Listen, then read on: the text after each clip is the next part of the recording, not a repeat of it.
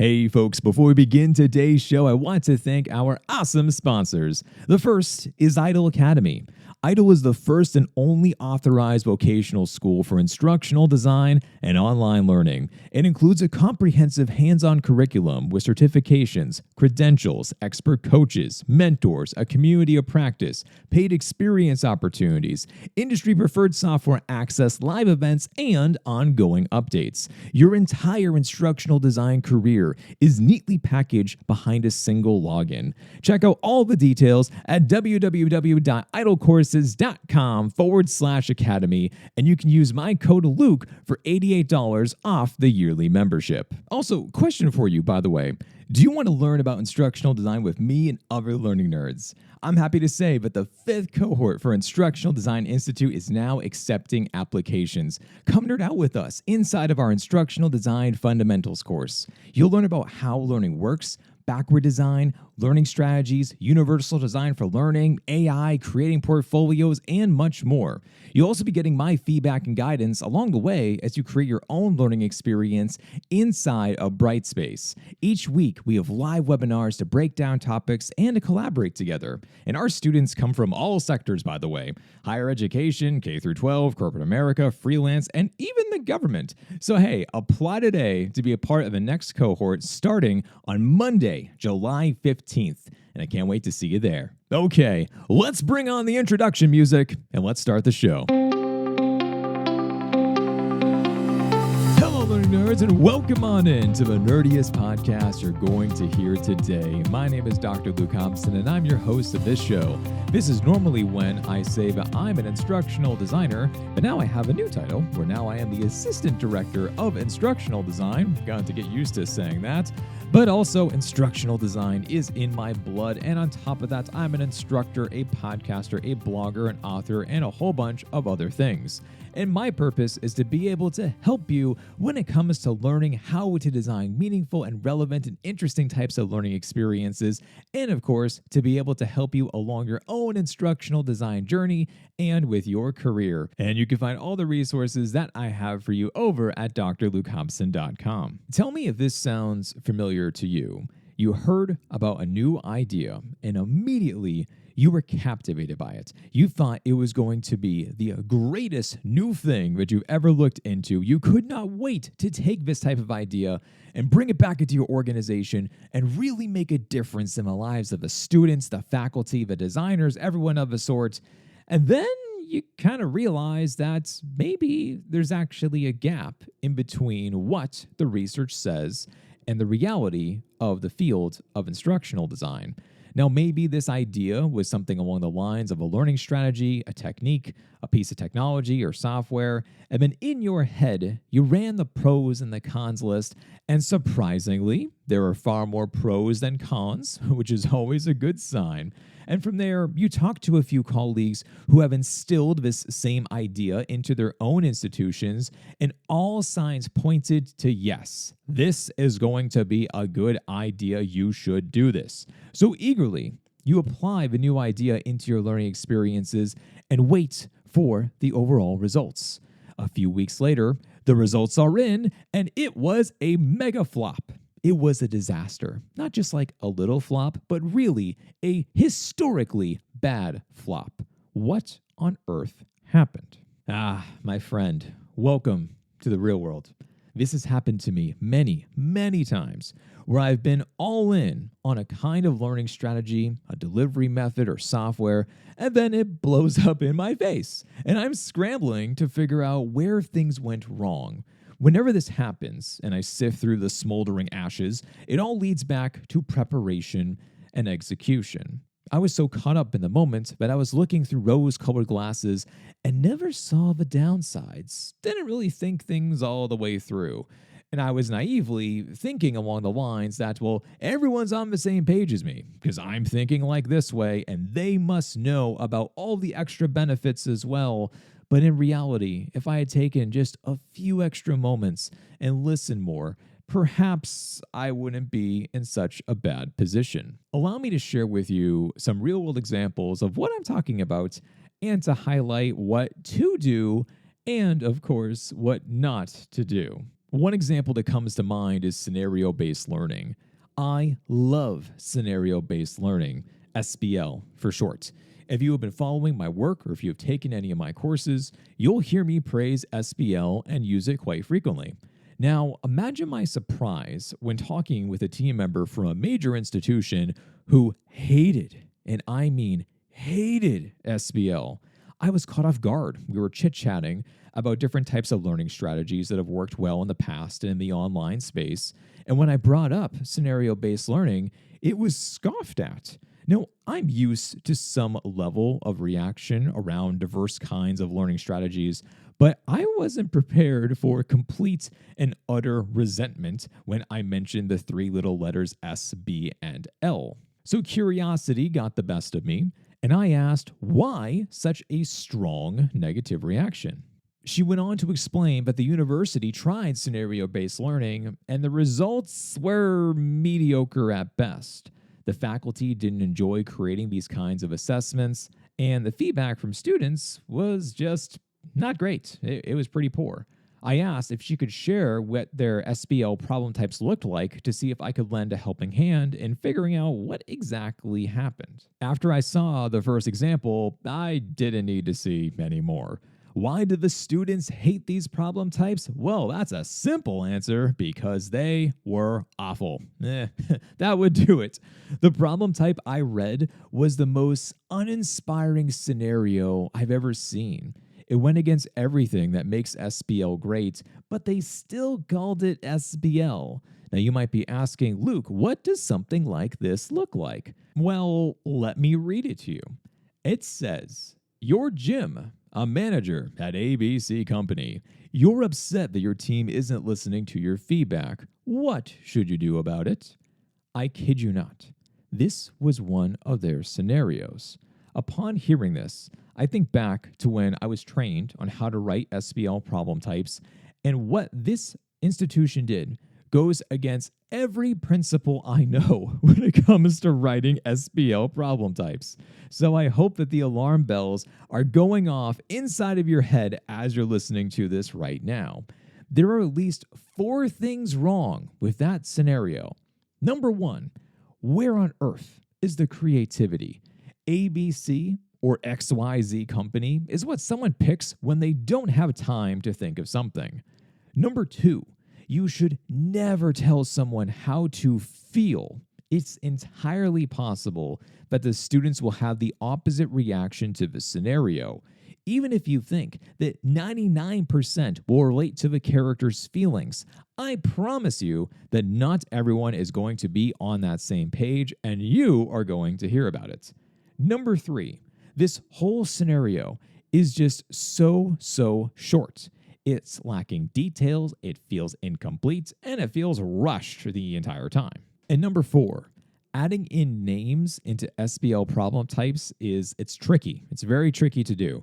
And I try to avoid this if at all possible, because not everyone is going to identify as a Jim. So you can create different types of characters, but I wouldn't then have the students pretend to be that character.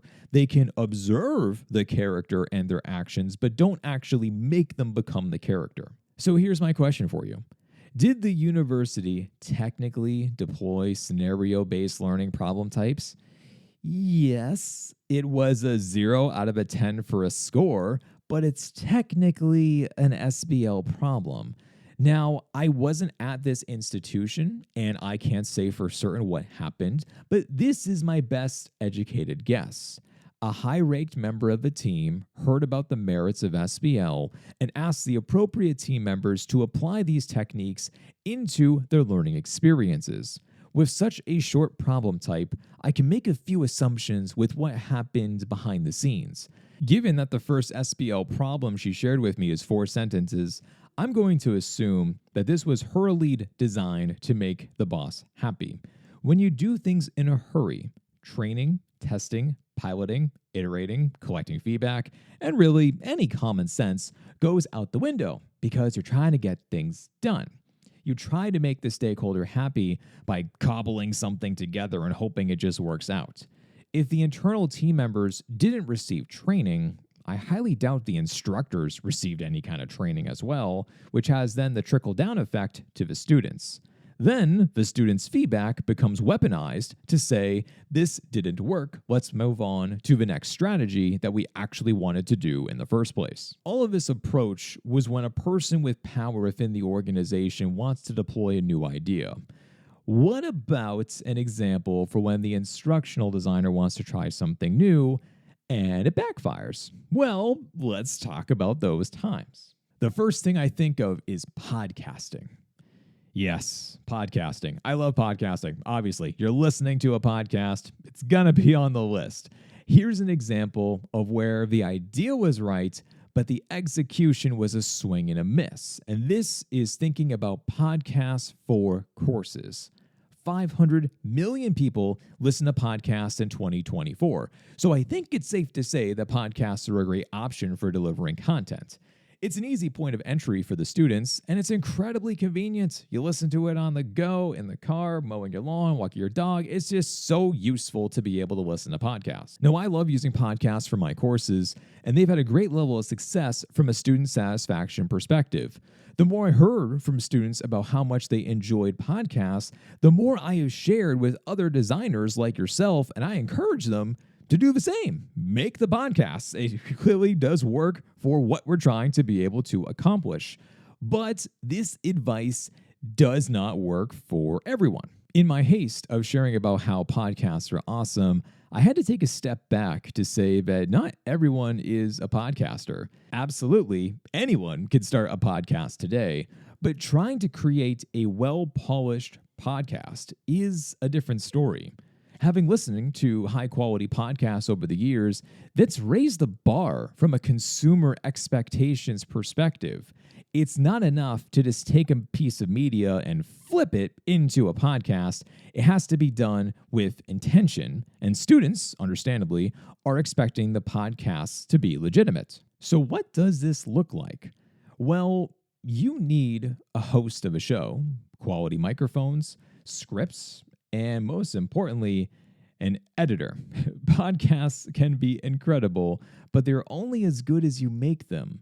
This means experimenting with different techniques and seeing what works well for all parties involved. I've had universities send me their podcasts and ask for my reviews of them, and while the content was good, the quality was lacking.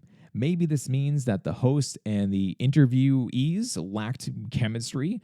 Maybe the host has a fantastic microphone, but the guest is speaking into a tin can. Maybe there is a ton of dead space or background noise that should have been removed.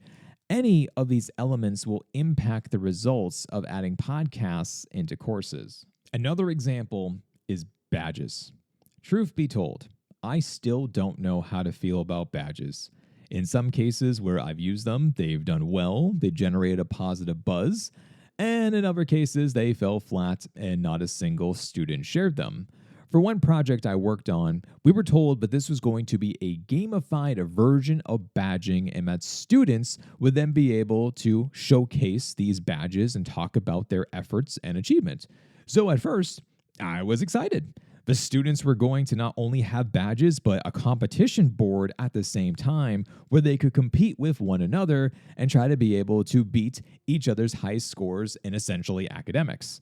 I hadn't yet experimented with badges in this kind of way, but I thought that it had real potential. After the first course was finished, I was refreshing LinkedIn like crazy to see when the students were going to share their accomplishments, and then I waited and waited.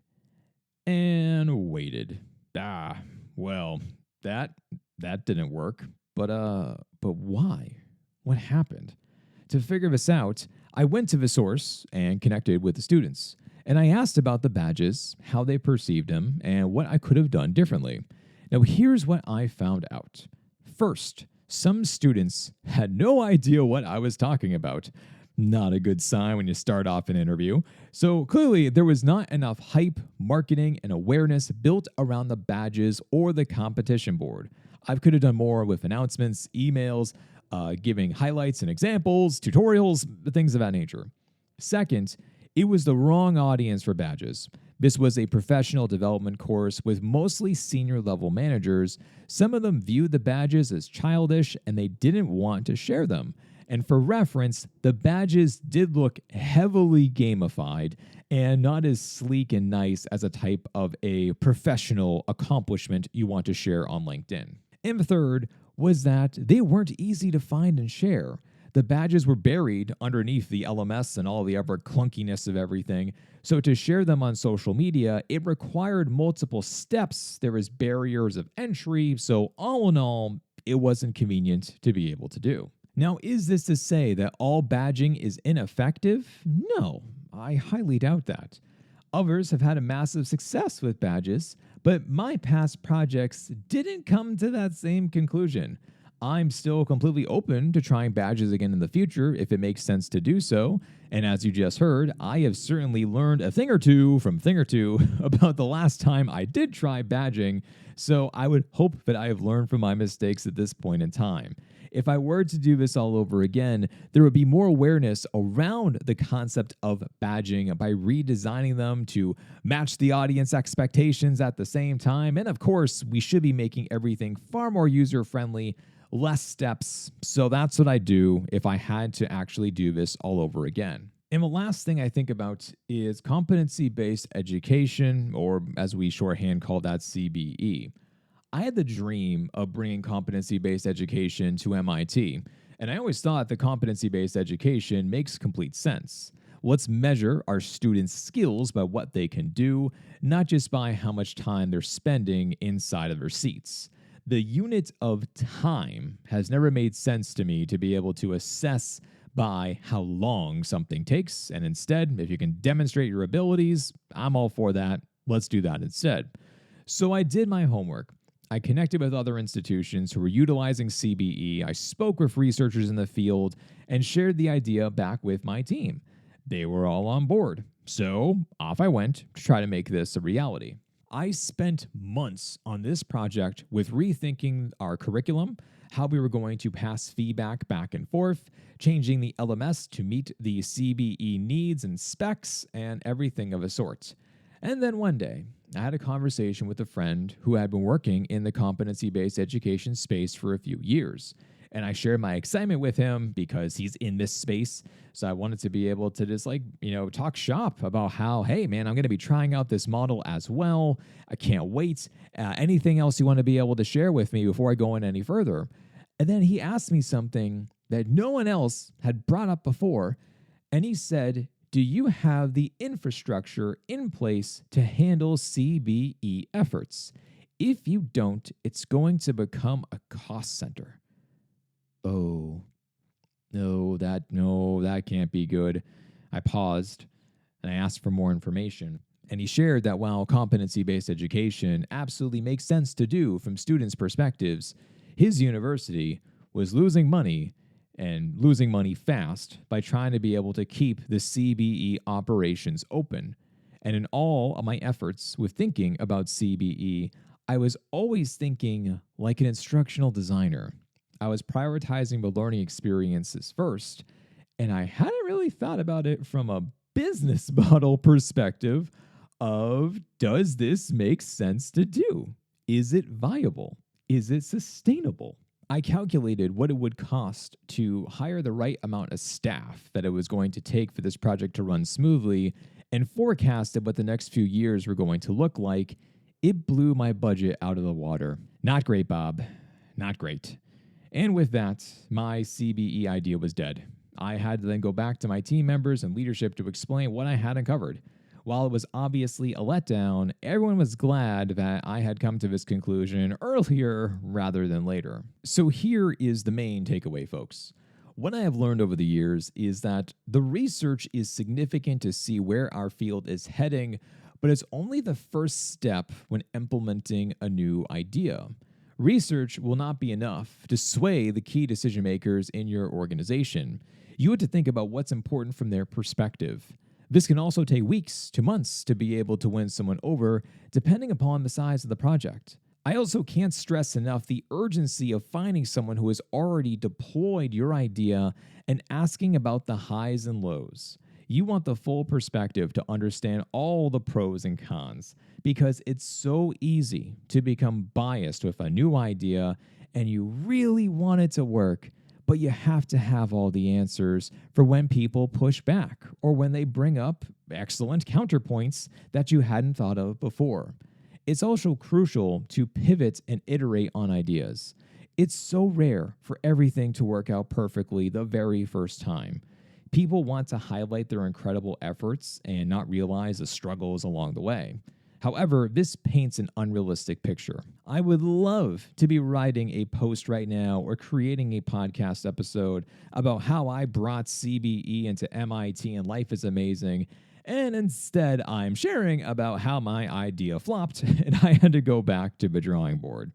If you are trying to lead a new initiative at your organization, I hope this resource helps. I hope it gives you some ideas around what to do versus what not to do when it comes to preparing, building awareness, execution, follow through, and everything of a sort. Well, that, my friends, is all I have for you today. A reminder, the 5th cohort for Instructional Design Institute is starting up again really soon, Monday, July 15th. If you haven't yet applied, be sure to do so. That is our 7-week learning experience where you are going to be going through all the ins and outs when it comes to being able to take your instructional design skills to that next level. Learning activities, assessments, content, live workshops, hands-on types of learning activities of building out inside of Brightspace, our learning management system. You will actually be building out your own learning experience.